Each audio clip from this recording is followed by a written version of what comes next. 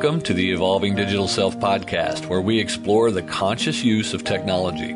Listen in to hear thought leaders and other guests discuss the human relationship with technology and learning to thrive in the digital era. Hosted by the author of the international best-selling Digital Self-Mastery series and Being at Work, Dr. Heidi Forbes Öste. Welcome back to the Evolving Digital Self podcast. I'm so excited today to introduce to you Thom Singer, who is a fellow podcaster, and he's such a good speaker. I'm going to have him introduce himself. Hi, Heidi. How are you? I'm great. Thanks for having me. So my name's Thom Singer, and I host a podcast called Cool Things Entrepreneurs Do. That's been around for about 3.5 years, over 350 episodes. This year, Inc.com named it one of 8 podcasts for entrepreneurs to listen to. And my listenership, apparently people read Inc.com because it just started soaring at that time. So that's pretty cool. And then I make my living as a professional speaker. And I know that sounds weird or different. And a lot of people nowadays who you meet call themselves like internationally renowned speakers. I don't know if I'm renowned, and I rarely speak out of the United States, but I do make all of my income, which is a decent income by, regular standards, by giving speeches at corporations and associations. So when people say that they're a speaker, sometimes they speak 2 or 3 times a year and they have income coming from something else. My only income is I get up in front of audiences and I talk to them about how to get across the gap from potential to results, and then also how to connect better with people in a world where everybody's on their phone. So those are the 2 topics that I've been doing now for, almost a decade. That's pretty awesome. I think there's a lot of people that would love to learn a little bit more about how you make that happen. And, particularly with connecting the piece of, podcasts, which has become just a new world and a new channel for a lot of us to be able to get out our message. Thank goodness to technology. It brings it, right into our pockets. So how did you get started in this space? So I was a salesperson first, and then I sort of morphed into becoming a marketing person. And through my network and through other things, I ended up becoming the marketing director for the Texas offices of a large national law firm. And that firm, they liked me because I had been a salesperson. I was really engaged in the community, and the managing partner hired me because of that. He said, look, the lawyers stink. They're great lawyers, but they stink at building business relationships. You're really good at it. Part of your job is going to be to teach the lawyers how to do this. So he made me put on a class, and he made it mandatory for all the lawyers. And I thought, they're going to fire me. I'd worked there about a month. I thought no one's going to want to give me 90 minutes to go to the conference room and listen to me talk about networking skills. But it was mandatory, and a lot of people groused, and, some people, the partner they worked for, let them out of it. We had to do it, but to fit everybody, we did a morning session and afternoon session. The good news is after the morning session, the afternoon session filled because everybody was like, they'd heard it was good. The way I kind of got into speaking was after that first session, one of the partners raised his hand and he said, literally when I called on him, he goes, I have a complaint about this. And I had worked there a month and I thought, really? We just do the complaining in front of the whole firm? Oh, okay. I said, okay, Ronnie, what's your complaint? And he said, this is the best non-legal training I've ever been to in 15 years as an attorney. You need to keep doing these classes. And so part of my job morphed into speaking all over the country for the law firm and eventually for their clients on how to do business development and how to engage with people. And people started after a year or two saying, why do you work for us? Why don't you just go do that? And I said, I don't think you can if you're not famous. I don't think you can if you haven't written a book. And one person said, one of the partners in the Washington, D.C. office of the firm said, yeah, there's a thing called the National Speakers Association. I think you should look into it. And it took me several years to get there, but that's how it all sort of began, is it was part of my job. And it turned out I was okay at it. Well, sounds like you were more than okay at it. And, there's a lot to be said for that because, I think fortunately for us in the U.S., we are put on the spot and forced to go out and speak in front of our classes and things like that. But for a lot of cultures, that is something extremely foreign and not so easy to do. Even in our culture, most people don't want to do it. I talk to people all the time who are like, you can have that job. I would never. My own wife is like, never. I will never fill in for you. So don't ever think that if you're sick, I can go, because she does not. That's not her thing. And I talk to people all the time. In fact, I coach executives who have to start speaking as part of their job. They'll hire me to help work them through it because they're petrified. These are people making $500,000 or $1 million a year, and they have to start speaking because they have to go on a road show or for whatever reason. And they don't have any self-confidence to get up on stage and do it. And I tell people all the time, it is a learned skill. And I don't know that everybody can be great, but everybody can be good. at giving a speech, but it really takes a commitment to learning how to do that. Do you find, because it's, obviously the way that we present and the opportunities and channels that we present on or speak on these days, what kinds of technology do you think actually supports that, and what kinds of things maybe make that more challenging? Well, technology has been a huge part of my portion of the speaking business. I've been doing this full time for 9 years, almost 10 years. And that's sort of, if you look back, that's about when the technical age really has come on. So there's certain things. Certainly the use of visual aids have changed. I don't have a memory, not as a full-time speaker, certainly as a business person before that, of using an overhead projector and like slicks. I remember being younger and having to present my company and having like clear plastic with stuff. But as far as my speaking career, PowerPoint has always been the norm. And so what's come on with your ability to engage an audience through the use of visual aids and being able to have things that you can do with that is great. The other thing is the marketing side of it. Without my website and without, the ability to email and to do the digital marketing things that I do, this business was a whole different world. Now, the downside to that is there is no barrier to entry. I see people all the time who call themselves speakers. I was listening to a podcast the other day, and it was somebody who I kind of knew, and we had a conversation about the fact that she wasn't that good of a speaker and she wanted to be, and we just had a human connection about it. And then I heard her interviewed, and part of her intro was that she was this internationally renowned speaker. And I thought, wait a minute, she's told me that's not what she does. And so I sort of asked her about it, and she said, well, I put that in for PR purposes because it makes me sound like more of an expert. And people can say whatever they want, but the reality is that I think that cheapens it for the rest of us, that everybody suddenly is a speaker and everybody can call themselves that, and everybody has a speaking website. So, I don't mean to be critical of other people, because I think everybody can do whatever they need to do. But when I started in this business, if you were calling yourself a professional speaker, pretty much people wanted to know that you were actually making money doing it. So I think technology makes the barrier to entry go away, and everybody can play in everybody's industry, which may or may not be a good thing. Yeah, absolutely. I think that the other piece is some people maybe are more comfortable speaking in a remote setting, and they're great at that, but you put them on a stage in front of an audience, and it's a whole different speaking experience. Yeah, but again, like I said earlier, I think everybody can learn if they want to. I think everybody can learn to improve their speaking skills, just like remotely being on a podcast. I've done 350 plus episodes of my show. If you go back and listen to the first one, or even my being a guest, I don't even remember the first time I was a guest on a podcast, but maybe 8 or 9 years ago, I'm sure I sound like an idiot. I might sound like an idiot right now, but at least I'm comfortable doing it. Well, and the comfort is a really important piece. And I think something that, is not to be downplayed is when you get more comfortable with presenting whatever it is that you're presenting, but also just comfortable in your own skin. And maybe some of that comes with training, but maybe some of that just comes with age and experience. Well, then I'm starting to get really good, because the age and experience are starting to add up on me. But I do think that a combination of being intentional, I think, is the key to being a good presenter, whether it's in front of an audience or whether it's via a podcast, or even if it's being a writer or other ways that you communicate. It's definitely the more you do it, the better you're going to get. And if you're intentional about improving every single time, I think that really, really does make a huge difference. So when I'm on stage, I don't use a lot of technology other than my PowerPoint. However, I do audio and videotape myself all the time and use that technology as my own personal university. And sometimes, my wife or my kids will mock me going, "Are you watching yourself speak again?" Like it's some ego thing. But really, I'm looking at the screen thinking, smile. What you said was funny. Pause.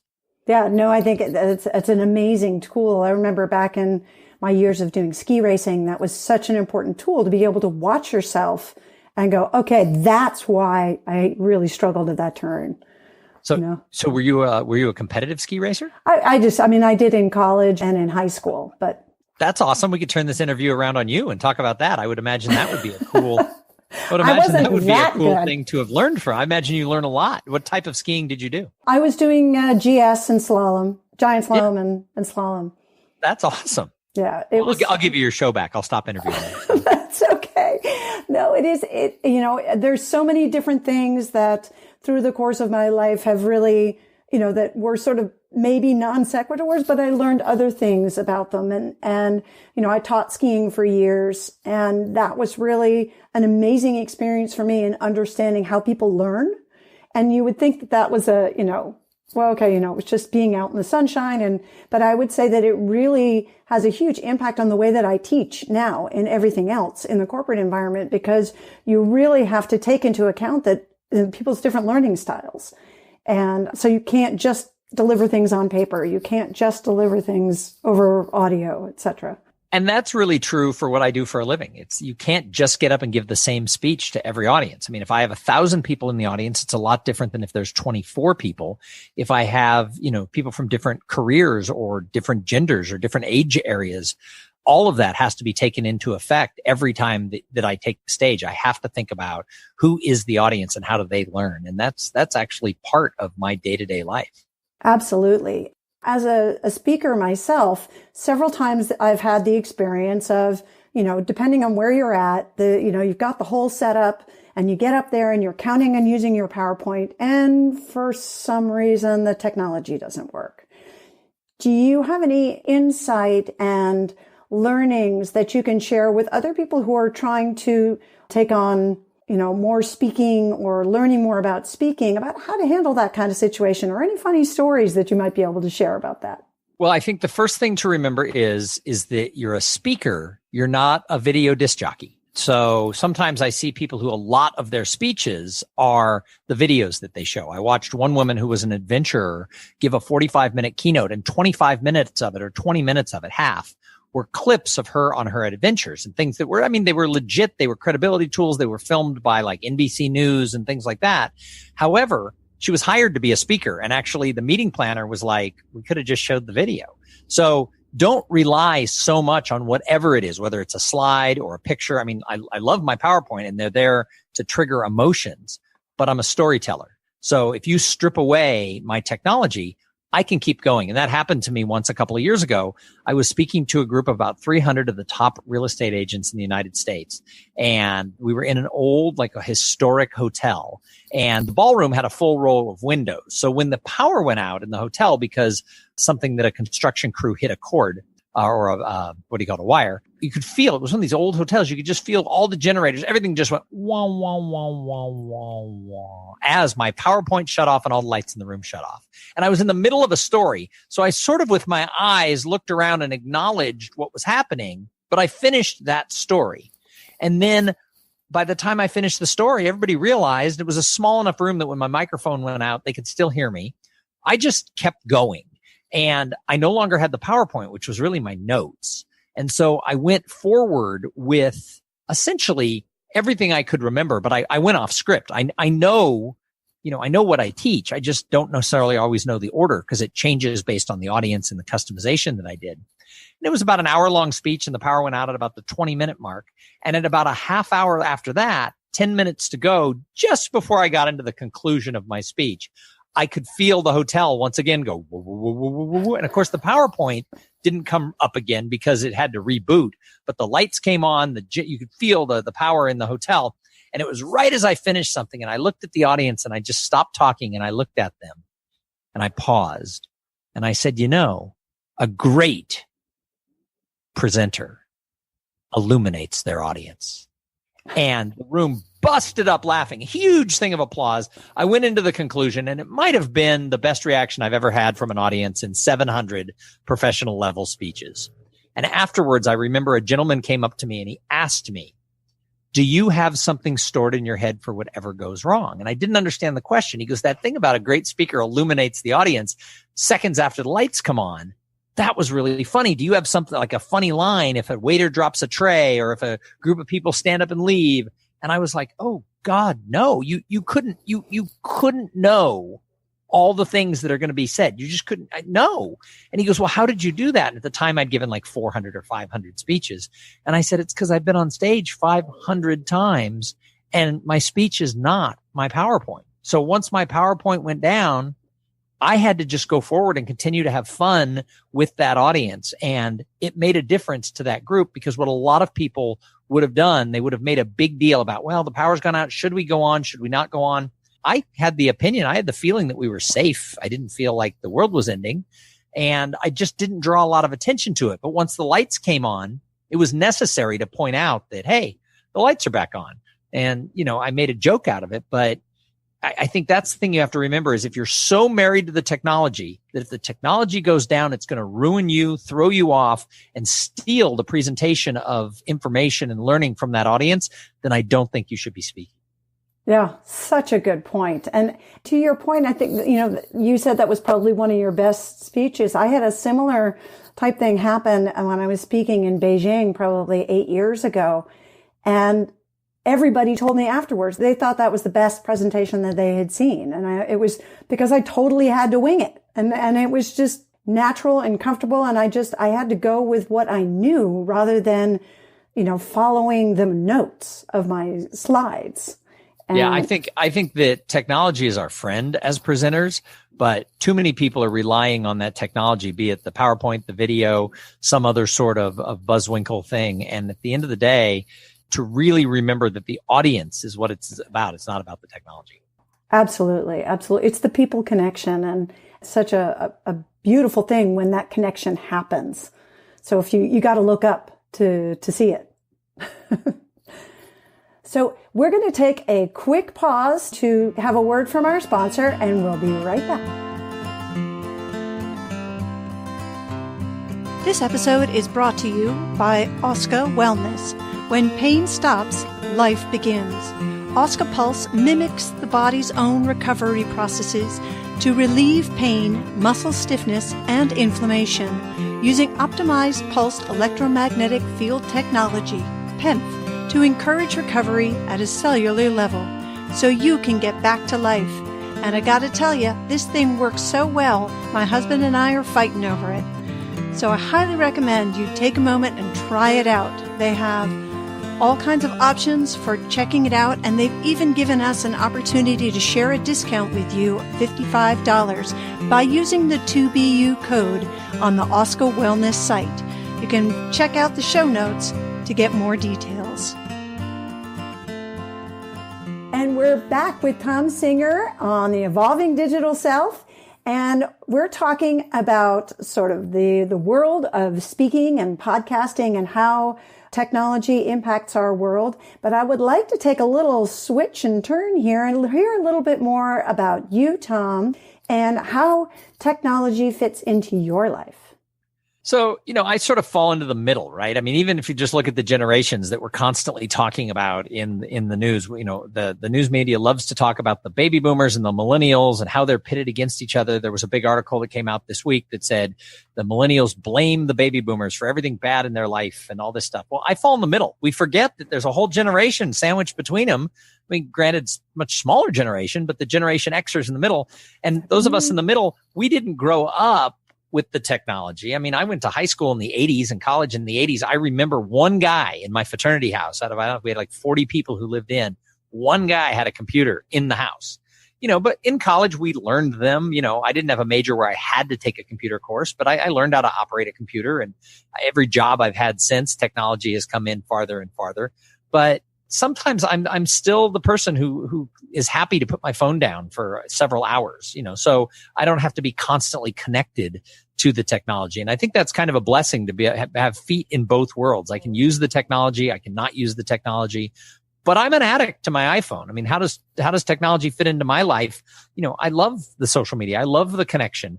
Just this week, I connected with someone I hadn't talked to in 30 years. I thought about him randomly, and it wasn't even like we were great friends. We played Little League together, and I think he was 2 years older than me, but he was always nice to me. The older kids weren't always nice. He was always nice to me. So I looked him up on Facebook or LinkedIn and just sent him a LinkedIn connection and just said, for some reason, I thought of you, and you were always nice to me. So I thought I'd just reach out and say, hey, I hope the last 30 years treated you well. We exchanged a few niceties. It's not like, he's hiring me or anything, but I couldn't have done that without technology. And I do that all the time. I'll reach out to people who cross my mind. Even if we're connected, I'll send a note saying, Heidi, I thought of you today. I hope everything's going well. So I think that as a social being, I think the technology is fantastic. And we talked a little bit about podcasts. As a speaker, when I started in this business, having a book was desperately important. The power of the book to speakers as a credibility tool has diminished because, Heidi, you and I could come up with a topic for a book right now. we could write it before the end of the day. We don't even have to have it edited, and we could have it on CreateSpace done and available on Amazon by midnight. And so everybody knows that everybody can write a book. So the power of saying, oh, I've written a book isn't what it was a decade ago. However, my podcast has that level of credibility. Now, it's not the fact that I have one, and it's not even the fact that Inc. wrote about it. The thing that's really a credibility tool is that I've been doing it for 3.5 years and have 350 episodes. I have that as part of my introduction as a speaker. And without technology, we don't have podcasts. I mean, this is a byproduct of our connected world. But they read off all these things. Oh, he's written books. He's done this. He blah, blah, blah, blah, blah, blah, bullshit. And then he has this podcast, 350 episodes, 3 years. People come up to me after my speech. And by the way, entrepreneurship isn't what I talk about directly. And it's the title of my podcast. People line up with their phone in their hands. Usually, people in their 50s or 60s with their phone in their hands going, I've never subscribed to a podcast. I want to subscribe to yours. Show me how to get it. And it's the biggest credibility tool. It's one of the best networking tools. I've connected with all kinds of great podcasters like yourself. People I've interviewed have become friends over the years, and we keep in touch. So I think that we can't run. I live in the middle. We can't run away from technology. And then the flip side of that is, but I don't think we can run to it that it answers all questions. I mean, I could get into this whole, how does, technology affect networking? And you'll hit a hot button with me and we could do 6 shows. Well said. And I think actually one of the things we talked about in the green room beforehand is we share in that we both have 16-year-olds. And, and I am also an Xer. And I think that there's this amazing experience of watching the people that are digital natives. And for those of us that were not digital natives, I was one of those. I was that geeky person that did have the computer, even though nobody else had one. They were like, why do you want that thing? It's, big and ugly and why, it's totally useless, dot matrix printer and all. I was the ultimate geek. But, at the same time, it's such a wonderful bridge to, I just got back from being out in nature in Joshua Tree National Park and was able to take all these great photos because of the quality of the camera on my iPhone. I was able to take these amazing photos and play with my, teenager, taking cool photos and doing fun things with them and sharing them with our friends and family that weren't able to be present. And then, including my aging parents, one who was a shut-in. And sort of this bridge that technology creates that, opens up, whether it's reaching out to a little leaguer or to, a senior or a younger person. Yeah, it's wonderful. I just got back from 4 days in Yosemite with my 16-year-old. We do a thing when the kids are 13 years old, they get to plan a trip anywhere in the United States with mom. And when they're 16-year-olds, they get to plan it with dad. And this was the last kid, the last trip. It was with me. We've always gone to cities with even this kid, but the other kid as well. And she announced we were going to Yosemite. And I literally looked at her and said, you said Boston? Is that right? Because I'm not the most outdoorsy guy. But she and I agreed that if we were going to go to the outdoors, we weren't going to worry about our phones. Now, we had them with us. And when we would get service, we would check. We kind of also we weren't going to abandon technology, but we didn't need it, except for the one point where we were sort of intentionally separated. There's a swank restaurant in the middle of Yosemite at the formerly called the Ahwahnee Hotel. It's now called the Majestic. There's a famous dining room, and you have to make reservations like 4 months in advance. And I got dinner, and it's expensive. And I got dinner reservations for her and I, but I hadn't needed my wallet the whole time. And we literally were taking the bus. We were staying in like tent cabins on the other side of the valley. And we were taking the little shuttle bus that they have. And I realized I didn't have my wallet. So I jumped off and like walked a mile back, but she was in dressed boots. And I said, why don't you just go on to the hotel? She's 16. And I go and hang out. And I go, in fact, go around in the meadow and look for bears, do whatever. She wanted to see a bear. And I said, go outside. Well, by the time I got back to the hotel, I couldn't find her. And at that point, neither one of us could get service. The hotel had spotty service, and then she was out in the meadow, and it was getting close to our dinner reservation. And that was the one time when I was like, no, technology has to work at all times, everywhere. Other than that, we didn't care about service, at all. And of course, by the time I reached her, she was walking back into the hotel. I mean, she's 16. She knew we had 7:00 dinner reservations. So at like 10 till, she was coming back. But that was the only time for the whole 4 days that we cared if we had technology. But you're right about the camera. I mean, I've got about 100 pictures of Yosemite that would make Ansel Adams cry. They're so beautiful. Yeah, it's quite spectacular, the power of the cameras within those little devices that we have these days.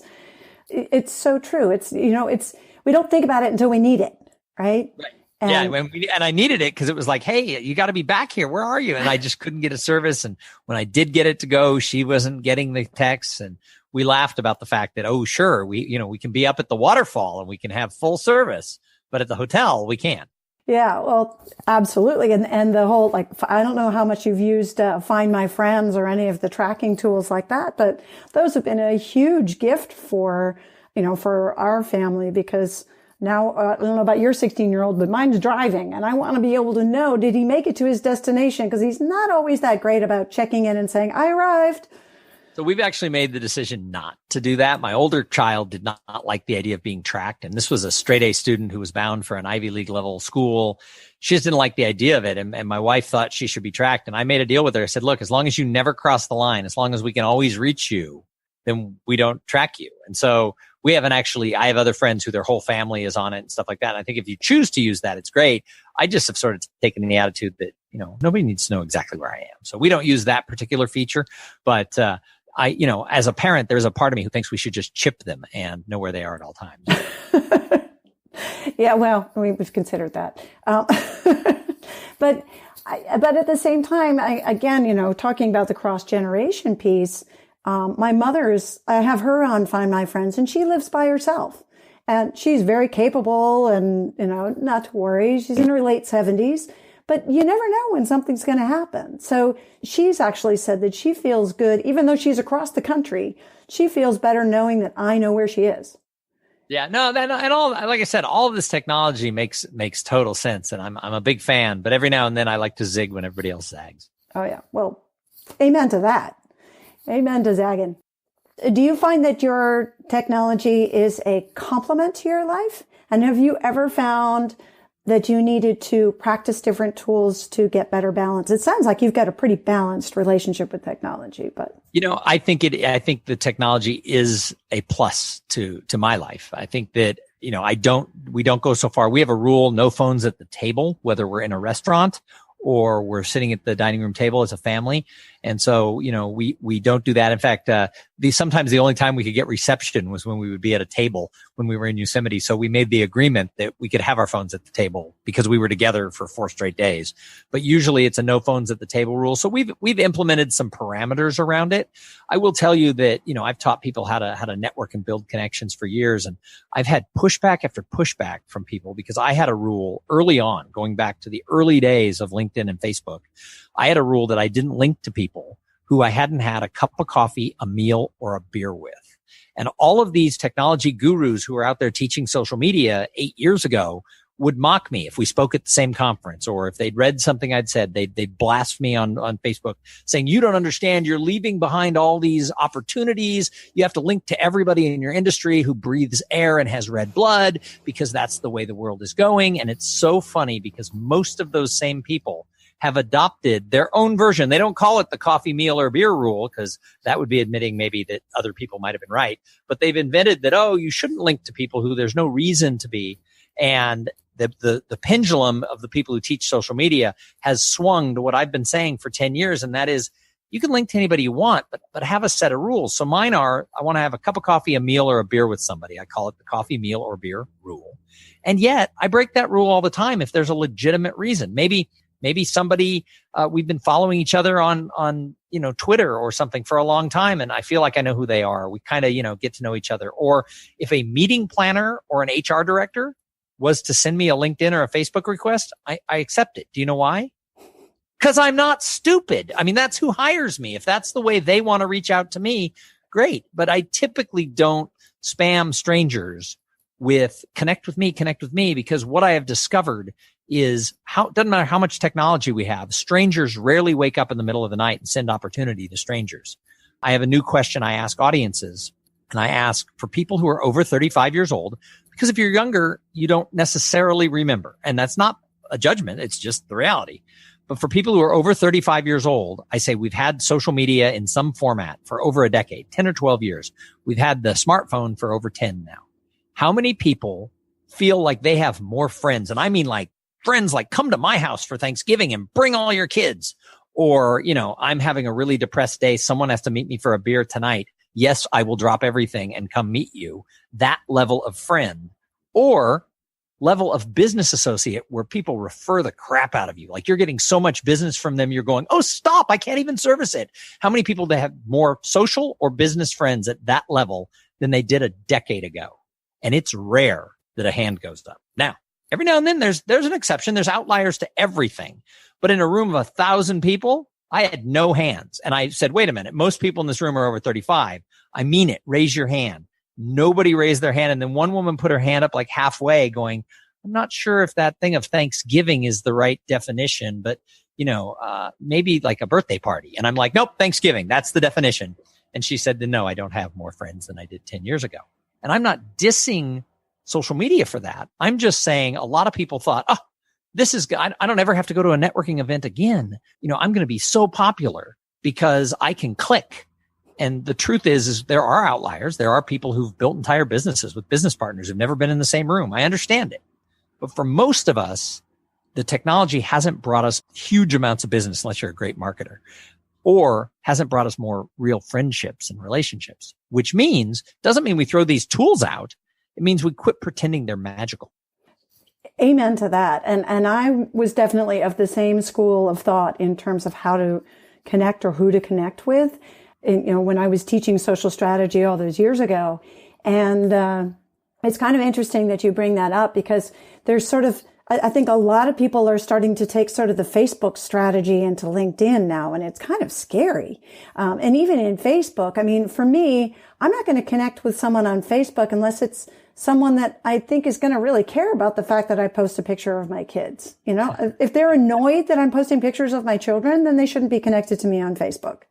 Well, yeah, and that's why I say the coffee, meal, or beer rule. If you sit down with me and we have a talk for an hour, the odds are a year from now when I see your name, I'm going to remember you. Like this conversation we're having, I'm going to remember being on your podcast because it's an experience. Exactly. Whereas, I just delete all these, pet shop owners in Topeka or whatever who send me the links because I don't understand why. Now, if there's a why, let's have a conversation. And the best story I can give you is that there was this guy, he's somewhat famous, like you'd know who he was if I told you his name. He comes from an even more famous family. You would definitely know his family. Lives in the same town I did. And I got a Facebook friend request from him and my ego took over. And this was years ago. This is like 8 years ago. I thought maybe he read one of my books. Maybe he saw me speak at a conference because the industry he was in at the time I did work in. Maybe he saw me at a conference. And so I wrote back saying, oh, thanks for the friend request on Facebook. Hey, I have this kind of coffee, meal, or beer rule. But he worked for a law firm who I knew. And I was in their building. My biggest client was in their building. And I'm like, I'm there every other week. So why don't we meet at Starbucks and have a cup of coffee one time when I'm there? His assistant wrote back and told me he's not looking to meet you for coffee. He's compiling a list for a political run down the line. That's really sad. Ew is the response that everybody gives me. And by the way, he has won a public office since then. I didn't vote for him. But but that's the whole thing is that social media, the key word in it is social. It's got to be a two-way street. It's not, I want to be connected to you so I can spam the crap out of you later.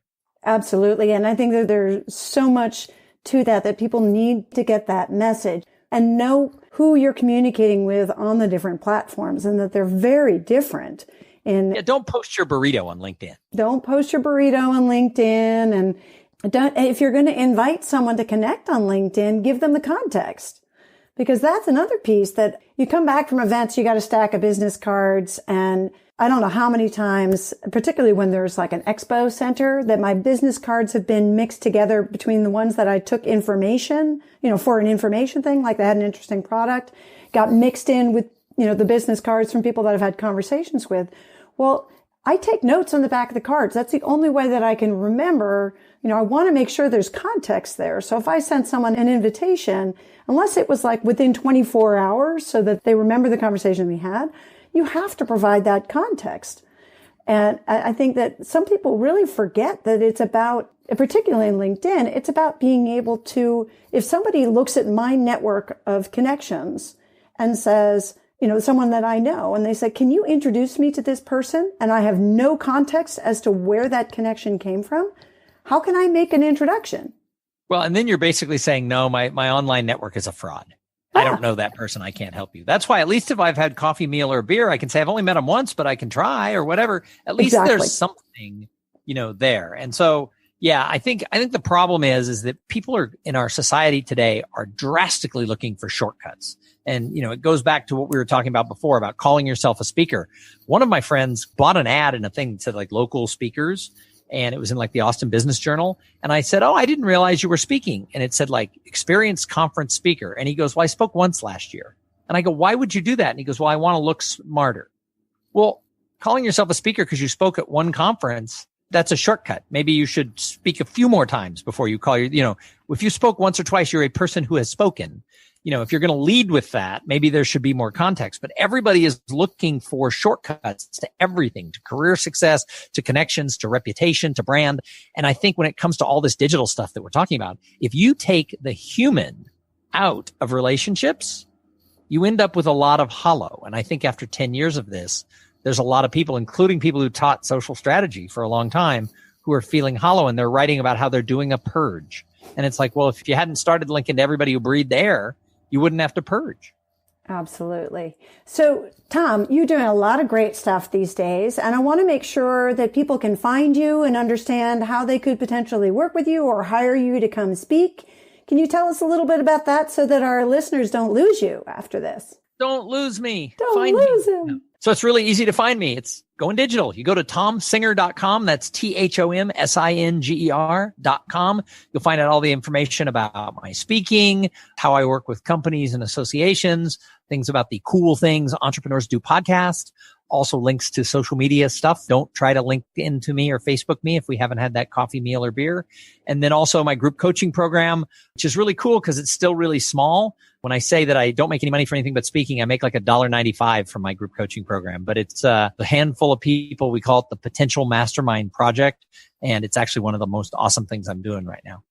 Very cool. Well, I hope people will follow up and try to find you. And we'll make sure that all of that information goes into the notes, because I think that there's so much to be learned from your valuable experience. And of course, you're just a super fun guy to hang out with. So that's always good too. So as we're wrapping up, do you have any words of wisdom or magic that you care to share with the audience before we sign off? The only thing that comes to mind is I'm on this crusade to make age 50 to 75 the greatest years of my life. And that's a big push because I've had a pretty good life. I was kind of a party kid up until about 25 or 30. And then, I've raised kids the rest of the time. My daughter said, wait a minute, what about 30 to 50? I go, I was raising you. That was hard. So I look at 50 to 75. Sometimes people say, well, what about after 75? I'm like, I'll cross that bridge when I get to it. But for now, I'm 2 years into this proclamation. And what I've found is it's just a big mindset thing. And it's all about trying to find ways to say yes more often. So I've done things like I jumped off the 108th floor of the stratosphere on their sky jump that they have. Wow. And I did a TEDx talk with 3 weeks notice because I guess somebody had backed out and they were looking for somebody. And I said, yeah, I could write a whole speech in 3 weeks. This is going to be videoed and put on the internet forever. No problem. I did that. I started doing stand-up comedy, something I'd always wanted to do when I was young and was always too scared. And, I went out and I lost 30 pounds. And then I did this wilderness trip with my daughter. And now I want to go do more of that stuff. So my attitude is that as I get older, I'm just saying yes. So if you're 50 or older, just make a commitment that you're going to make that the best years of your life. If you're younger, don't wait till you're 50. Start now. Get out of your own head. I love it. What a perfect way to close. And I'm at that 50 mark, so I'm going to say yes to all of that. So go Gen X. Woo! Woohoo! Gen X. So thank you so much for joining us today. This has been super fun, and I look forward to hearing more about your pursuits of saying yes over the years. But until then, folks, you can find Thom Singer at thomsinger.com, and I hope you'll return back and hear more from us at the Evolving Digital Self. So thank you for joining us today, and bye-bye for now. Thank you for joining us for the Evolving Digital Self. Be sure to subscribe on your favorite podcast app now so that you don't miss a single episode. While you're at it, please give us a rating and a review and join the Digital Self-Mastery movement to create more conscious use of technology by sharing it and telling your friends. Want to see where you fit on the digital self spectrum and how it might be impacting your business and relationships? Get your free copy of Digital Self-Mastery today by clicking on the link in the show notes.